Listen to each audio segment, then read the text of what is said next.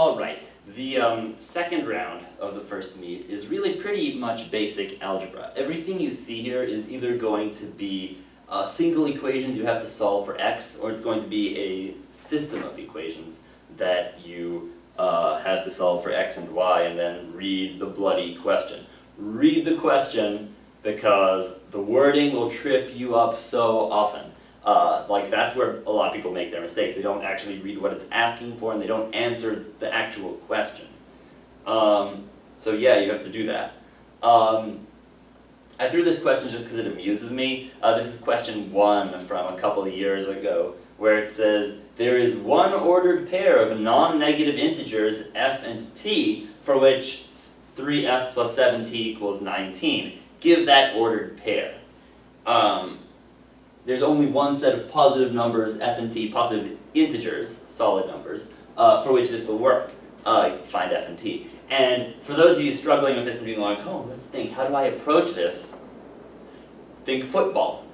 Because this is 3 points for each field goal and 7 points for each touchdown. You came out as 19. How many field goals and how many touchdowns do you need to reach 19 points? And I see this instantly looking at this, and it's like dork humor poking fun at football or something. Well, if you have 3 touchdowns, there's no way to beat that in 3 touchdowns, because it's already 21 points. So how about 2 touchdowns? Can you reach that in 2 touchdowns? Well, that leaves 5 points over, and you can't do that in field goals. How about 1 touchdown? Well, that takes care of 7 points, leaves 12. Oh yeah, 1 touchdown, 4 field goals.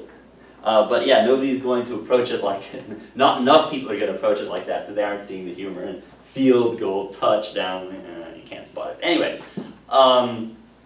what so much is there in here? There's just lots of like equations. Simplify this, understand what it's saying, interpret whatever. I'll do a couple of more examples here. I think examples are better than anything else. At a birthday party, Joe approaches his grandfather and says, "Grandpa, I'm a dork." No, he says, "Grandpa, we're the only 2 people at the party who can say that our age is 1 more than 5 times the sum of its digits.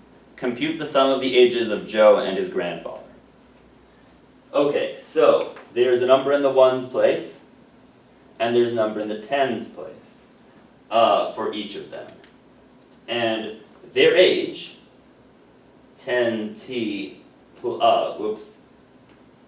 their age is 10 times the number in 10's place, plus 1 times the number in the n's place. That's their age. And it's equal to 1 more than 5 times the sum of the digits.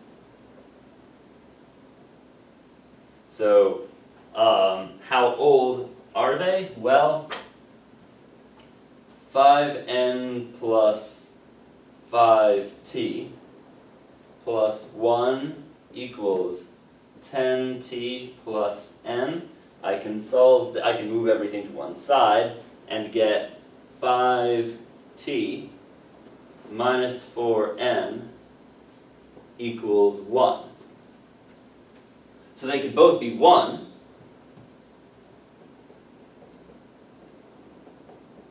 Okay, so then the kid is 11. What else works for this? Well, here's what I'm going to say. I'm going to say for every 5 numbers you add to n, you have to add 4 to t to balance it out. That way they both grow by 20. So, so one kid was 11, but then you can also add 5 to n and 4 to t.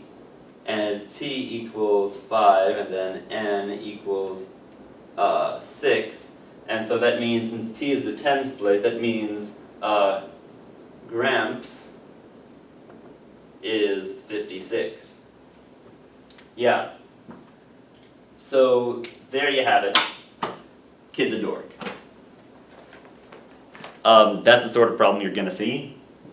One where defining the problem is more of a challenge than any math you might have to do, but defining the problem and figuring out how to express it in algebra, that's the biggest challenge.